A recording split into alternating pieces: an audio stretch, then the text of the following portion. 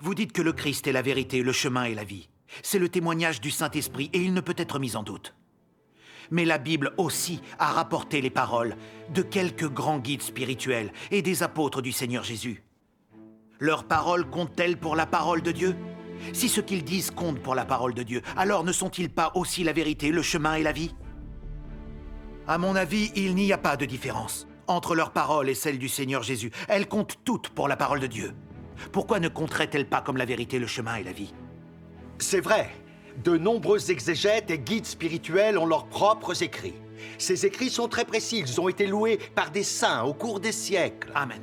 Nous approuvons vivement ces guides spirituels et ces exégètes. Amen. La masse de leurs écrits est bien plus importante que les épîtres des apôtres. Amen. Ils nous ont été très utiles. Selon moi, ils sont de la même stature que ceux des apôtres du Seigneur Jésus. Donc ne sont-ils pas aussi la vérité, le chemin et la vie? Que devons-nous faire de tout ceci? Oui, que devons-nous faire de tout ceci? Si les croyants reconnaissent sincèrement que le Christ est la vérité, le chemin et la vie, c'est déjà très précieux car cela montre que ces croyants ont une vraie connaissance de la nature du Christ. Seules ces personnes connaissent vraiment Dieu. Le Christ est le Dieu concret, incarné. Seuls ceux qui reconnaissent le Christ et lui obéissent connaissent vraiment Dieu. Parce que la vérité, le chemin et la vie viennent de Dieu. Viennent tous de l'expression du Christ incarné. Hormis le Christ, personne ne connaît la vérité, le chemin et la vie. Très peu de gens le comprennent. Dieu utilise la capacité de l'homme à reconnaître Dieu incarné comme un critère grâce auquel il teste l'homme. Seuls ceux qui répondent à ce critère dans leur foi peuvent obtenir l'approbation de Dieu. Tous ceux qui acceptent et obéissent à Dieu incarné sont les vainqueurs qui sont enlevés devant Dieu pour être d'abord amenés à la perfection. Ceux qui ne peuvent accepter le Christ et lui obéir sont destinés à endurer les souffrances dues aux calamités, parce qu'ils ne reconnaissent pas Dieu incarné et sont considérés comme les vierges folles. Exactement comme lorsque le Seigneur Jésus est venu sur terre, il a amené au sommet de la montagne tous ces amoureux de la vérité et tous ceux qui acceptaient sa parole et le suivaient sincèrement. Il les a guidés, leur a donné son enseignement, mais n'a pas accordé la moindre attention à tous ceux du monde religieux, à ceux qui croyaient en Dieu pour leur seul bénéfice, parce qu'ils croyaient seulement en un Dieu vague dans les cieux, mais n'acceptaient pas Dieu incarné. Ils étaient aveugles car incapables de reconnaître Dieu. Par conséquent, seuls ceux qui acceptent le Christ incarné et qui lui obéissent recevront l'approbation de Dieu et seront rendus parfaits grâce à lui. Oui. Alors, dites-moi, pourquoi seul le Christ est-il la vérité, le chemin et la vie? Lisons la réponse dans un passage de la parole de Dieu Tout-Puissant. Très d'accord. Dieu Tout-Puissant dit « Le chemin de la vie n'est pas quelque chose qui peut être possédé par tout le monde. Il n'est pas non plus facilement accessible par tous. C'est parce que la vie ne peut venir que de Dieu. En d'autres termes, seul Dieu lui-même possède l'essence de la vie. Il n'y a pas de chemin de la vie sans Dieu lui-même. Et ainsi, seul Dieu est la source de la vie et la source intarissable de l'eau vive de vie. Depuis qu'il a créé le monde, Dieu a fait beaucoup de travail impliquant la vitalité de la vie. Il a fait beaucoup de travail qui apporte la vie à l'homme et a payé le prix fort pour que l'homme ait la vie. Car Dieu lui-même est la vie éternelle, et Dieu lui-même est le chemin par lequel l'homme est ressuscité. Seul Dieu a le chemin pour la vie. Comme sa vie est immuable, elle est éternelle. Puisque Dieu seul est le chemin de la vie, ainsi Dieu lui-même est le chemin de la vie éternelle. Grâce à la parole de Dieu Tout-Puissant, nous voyons que la vérité, le chemin et la vie viennent tous de Dieu. Seul Dieu lui-même possède le chemin de la vie. La Bible dit « Au commencement était la parole, et la parole était avec Dieu, et la parole était Dieu. » La parole est Dieu. La parole est la parole de Dieu. La parole est la vérité, le chemin et la vie. La parole qui se fait chair, c'est l'Esprit de Dieu qui se matérialise dans la chair, c'est-à-dire la vérité, le chemin et la vie se sont fait chair. Exactement comme dit Dieu Tout-Puissant, la parole est devenue chair, et l'esprit de la vérité a été réalisé dans la chair. Que toute la vérité, la vie et le chemin est venu dans la chair. Et l'esprit est vraiment arrivé sur la terre et dans la chair. Les deux incarnations de Dieu témoignent toutes deux du fait qu'il est la vérité, le chemin et la vie. Ceci a été la révélation d'une vérité profonde pour l'homme, car cela lui a montré que seul le Christ est la vérité, le chemin et la vie. Les paroles et l'œuvre du Christ, tout ce qu'il a et tout ce qu'il est sont la vérité, le chemin et la vie. C'est l'essence du Christ. Quand le Christ exprime la parole de Dieu, il le fait en tant que Dieu accomplissant l'œuvre de Dieu. Il met un terme à l'ère précédente et en initie une nouvelle. Il accomplit l'œuvre de toute une ère pour toute l'humanité. La parole de Dieu exprimée par le Christ est la totalité de sa parole à une étape de son œuvre. Elle est vraiment l'expression du tempérament de Dieu, tout ce que Dieu a et est, le mystère du plan de gestion de Dieu, ainsi que les exigences et le dessein de Dieu pour l'humanité. Toute sa parole est vérité. Elle peut non seulement constituer la vie de l'homme, mais elle peut aussi lui apporter la vie, tout comme lorsque le Seigneur Jésus est venu sur terre, il a exprimé toute la vérité dont l'homme avait besoin pendant l'ère de la grâce, permettant à l'homme de confesser ses péchés, de se repentir et de revenir devant Dieu, car rendu digne de prier Dieu et de se présenter à lui pour bénéficier de sa grâce, voir sa compassion et son amour. C'est l'effet de l'œuvre de rédemption. L'œuvre du Seigneur Jésus a accordé à l'homme la rémission et le rachat de ses péchés.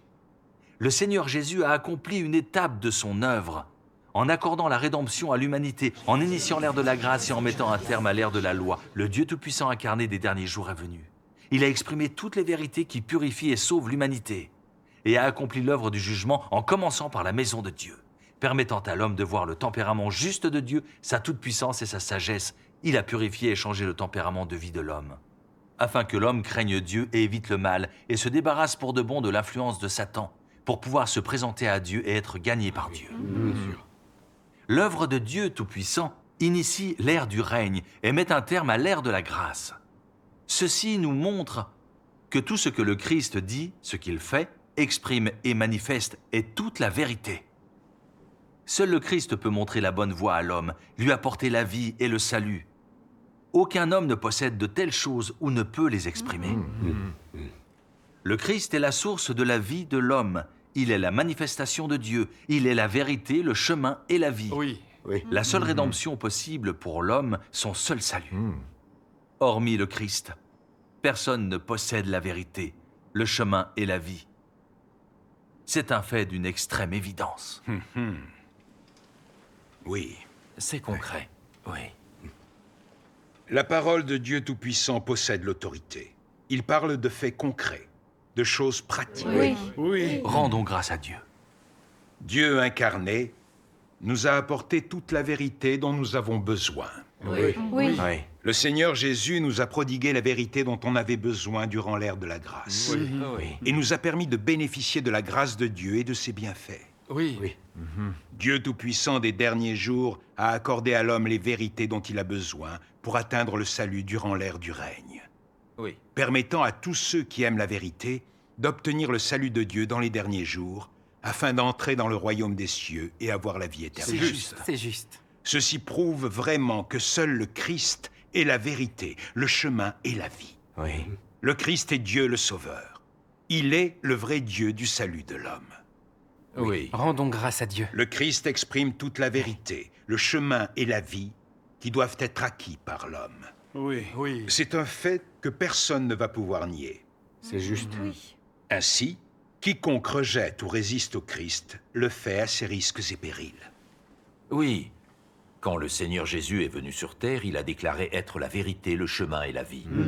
Nous voyons tous qu'il s'agit de quelque chose de concret et de réel. Quand nous entendons le Christ des derniers jours, Dieu Tout-Puissant, déclarer aussi qu'il est la vérité, le chemin et la vie, c'est comme si nous entendions une voix familière et intime nous parler. Nous sentons que cette voix provient de la même source que celle du Seigneur Jésus. Plus nous l'écoutons, plus nous en sommes certains. Cette voix est aussi intime et familière que celle du Seigneur Jésus. Dieu Tout-Puissant est le Seigneur Jésus redevenu chair. Il est la vérité, le chemin et la vie. Oui. Le Christ est l'incarnation de Dieu. Il est donc d'essence divine. Alors que les prophètes et les apôtres, parce qu'ils ne sont pas l'incarnation de Dieu, sont d'essence humaine. On ne peut donc pas mettre les prophètes et les apôtres sur le même plan que le Christ. Dieu incarné est l'incarnation de la vérité et la source de la parole de Dieu. Il peut ainsi exprimer directement la vérité et apporter la vie à l'homme, alors que les prophètes et les apôtres ne peuvent que transmettre la parole de Dieu. Ou, s'ils ont reçu l'illumination du Saint-Esprit, ils disent des paroles qui sont en accord avec la vérité. Mais ce sont des humains, ils ne sont pas Dieu incarné. Ils ne détiennent donc sûrement pas la vérité et ne peuvent pas l'exprimer. Ce sont seulement des personnes dont Dieu se sert pour abreuver, soutenir et guider ses élus. Ils remplissent leur devoir d'humain, mais ne sont pas qualifiés pour faire entendre la voix directe du Saint-Esprit. Lisons quelques passages de la parole de Dieu Tout-Puissant. Frère Wang, cette fois-ci, je vais lire. Très bien. Dieu Tout-Puissant dit « La parole de Dieu ne peut pas être exprimée comme la parole de l'homme. Encore moins la parole de l'homme ne peut être exprimée comme la parole de Dieu. Un homme utilisé par Dieu n'est pas le Dieu incarné.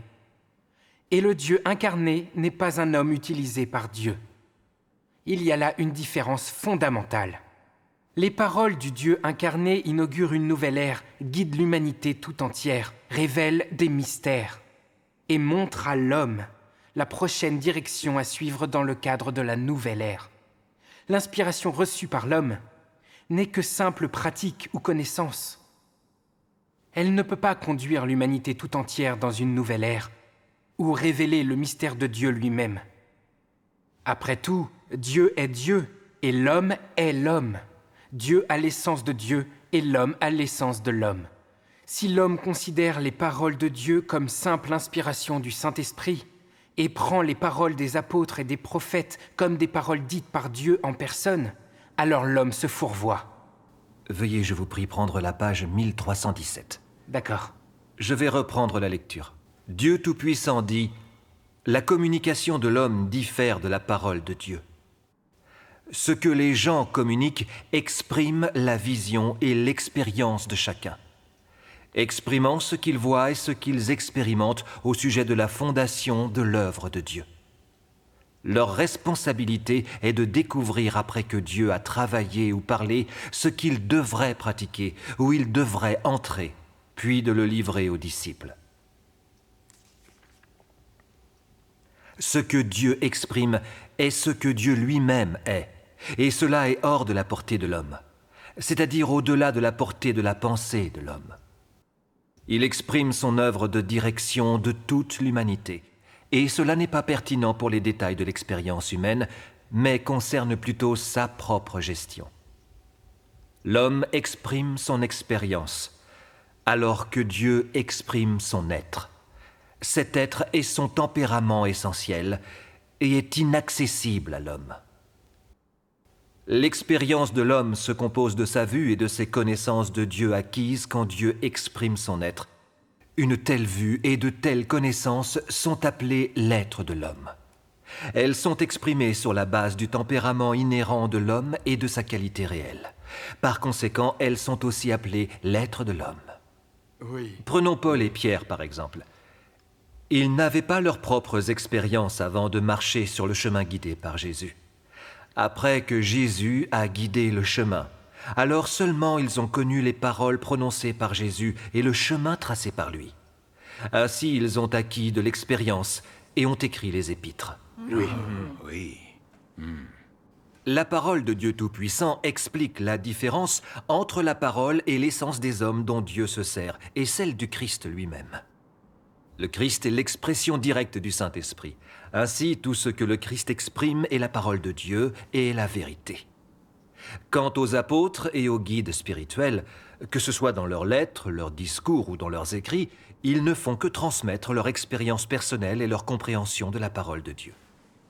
Même si la majeure partie de ce qu'ils disent est vrai, on ne peut pas dire qu'il s'agit de la parole de Dieu. Il y a encore un gouffre entre de tels écrits et les vérités que le Christ exprime. Les gens croient que ce qu'ils disent est en accord avec la vérité, parce qu'ils ont reçu l'enseignement et l'illumination du Saint-Esprit et qu'ils ont compris et fait l'expérience de la parole de Dieu. Mais si le Christ n'avait pas exprimé la vérité, les apôtres et les guides spirituels n'auraient aucune expérience ou compréhension de la parole de Dieu. Ce qui revient à dire que la parole et l'œuvre du Christ sont la base sur laquelle leur travail est construit. Ce n'est qu'après que le Christ a exprimé la vérité que les apôtres ont pu en faire l'expérience et la comprendre. Ainsi, dans le contexte de l'œuvre de Dieu, seul le Christ peut exprimer la parole de Dieu. Les paroles de ceux dont Dieu se sert ne sont que le reflet de leur propre compréhension et de leur propre expérience. Elles témoignent de la parole exprimée par le Christ et la diffusent. La connaissance de ce dont ils discutent ne peut déborder du cadre de la parole du Christ. Et rien de ce qu'ils disent ne peut avoir la profondeur de la parole du Christ.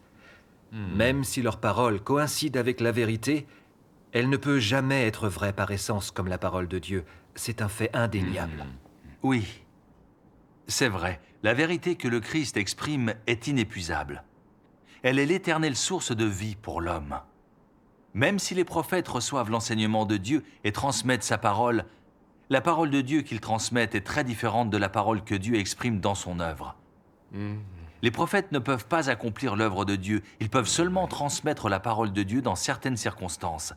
Ils avertissent les élus de Dieu dans certaines circonstances ou au cours de certains événements. Ils exhortent, consolent et prophétisent également pour guider le peuple d'Israël. Les prophètes ne sont que les personnes dont Dieu s'est servi pendant l'ère de la loi lorsqu'il les a suscités à différentes époques. Ils ont réussi à transmettre la parole de Dieu à travers les instructions de l'Éternel. Ils ont simplement aidé Dieu à accomplir quelques travaux mineurs. Ils n'ont fait que leur devoir d'humain. Sans l'enseignement de Dieu, ils n'auraient pas été capables de transmettre la parole de Dieu. Ceci prouve que les prophètes ne détiennent pas la vérité, le chemin et la vie. Ceci est indéniable. Quand Dieu accomplit l'œuvre d'initiation de toute une ère, tout se fait directement par l'incarnation de Dieu. Et il exprime toute la volonté de Dieu pour l'humanité et son œuvre à accomplir. C'est-à-dire que seul le Christ peut exprimer directement la parole de Dieu. Seul le Christ peut accomplir le travail de la parole apparaît dans la chair. Les déclarations fragmentées des prophètes ne représentent pas l'œuvre d'initiation de toute une ère par Dieu. C'est indiscutable. Peu importe le nombre d'épîtres et de tomes que les apôtres et les guides spirituels ont écrits. En fin de compte, ils n'ont fait qu'exprimer leur expérience et leur compréhension personnelle, apporter leur témoignage. Ceci n'a rien à voir avec le fait que le Christ exprime la parole de Dieu. Ainsi, même si Dieu a eu recours à ses apôtres ou à ses guides spirituels, aucun d'entre eux n'est la vérité, le chemin et la vie. Eux-mêmes n'oseraient jamais déclarer qu'ils sont la vérité, le chemin et la vie, et jamais ils n'oseraient dire que leurs paroles étaient les paroles de Dieu ou la vérité. Nous voyons tous par nous-mêmes que peu importe si les apôtres et les guides spirituels ont travaillé pendant de longues années, il y a une limite à ce qu'ils peuvent faire. Oui. Ils ne peuvent pas sauver ou parfaire l'humanité.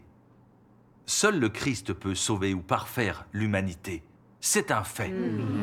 Par conséquent, seul le Christ est la vérité, le chemin et la vie.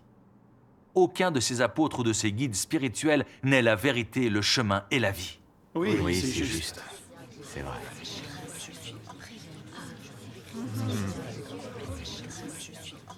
Cet échange parle de choses concrètes.